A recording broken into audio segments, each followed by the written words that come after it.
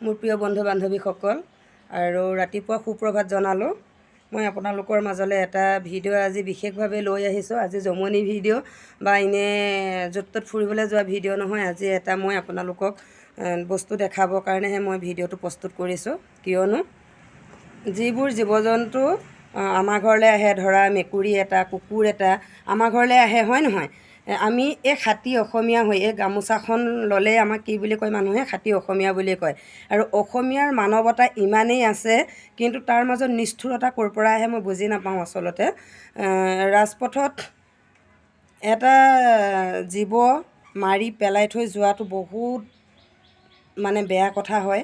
আৰু ইমান শাস্তি দিয়ে মানে জীৱটো বধ কৰিছে, দেখিয়ে বেয়া লাগিলে। সেইকাৰণে মই এই ভিডিঅ'টো প্ৰস্তুত কৰিলোঁ। যিহেতু আমি যিখিনি পেলনীয়া বস্তু, ধৰা আমি কিছুমান মাংস খাই পেলাই দিলোঁ, মাছ খাই পেলাই দিলোঁ, ভাত পেলাই দিলোঁ, সেইখিনি আচলতে তেওঁলোকে পৰিষ্কাৰ কৰিবলৈহে আমাৰ পৰিৱেশটো। তেওঁলোকে আমাৰ ইয়াত লেতেৰা কৰিবৰ কাৰণে নাহে। তেনেস্থলত তেওঁক মাৰিবলৈ আমাৰনো কিহৰ মন যায় বাৰু, হয় নহয় বাৰু? মই এটা কুকুৰ পুহিছিলোঁ, যিটো কুকুৰে যেতিয়া মই ডিউটিলৈ যাওঁ পদূলি মূৰত গৈ ৰৈ থাকে। তাৰপাছত মই যেতিয়া নাহোঁ, দেৰিলৈকে নাহোঁ, সি দুৱাৰমুখত বহি অকল উ কৰি থাকে। আৰু যেতিয়া মই আহোঁ মানে গোটেই ভৰিকেইটাত পাক মাৰি মাৰি, এইটো 19 চনৰ কাহিনী আছিলে, ভৰিকেইটাতে মানে এনেকৈ পাক মাৰি মাৰি সি মানে কান্দে। তই মানে ইমান দেৰি ক'ত গৈছিলে, সি সেইটো বুজাবলৈ আহে। আৰু তাৰ কাৰণে কিবা এটা লৈ অহা হয়, মানে সি সেইটো ভিতৰত গৈ কেইটামান ভাতৰ লগত যদি মিলাই মিলি তাক দিওঁ খাবলৈ, সি খাব।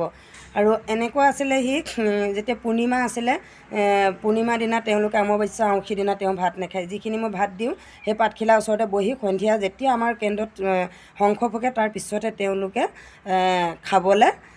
খাবলৈ মানে বহে, ভাতৰ পাতত বহে। ইমান এজন মহান মানে জ্ঞানী হয়, হয়নে? মানুহে কয় এটা মানুহক তুমি 100 দিন বুজোৱা, এটা কুকুৰক বা মেকুৰীক তুমি 3 দিন বুজোৱা, তেনেকৈ কোৱা শুনিছোঁ আৰু মই নিজেও দেখিছোঁ।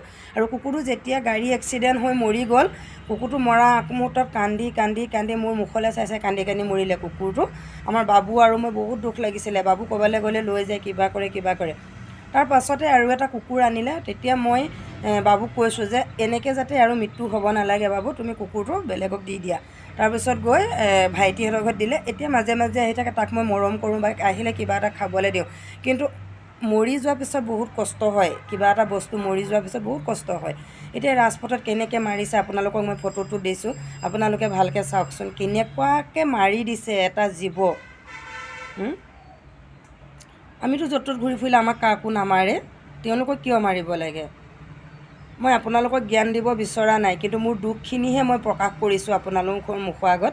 যদি ভাল লাগে ভিডিঅ'টো লাইক, কমেণ্ট আৰু পাৰিলে শ্বেয়াৰ কৰি দিব, যাতে সকলো মানুহ সজাগ হ'ব লাগে। জয় আই অসম।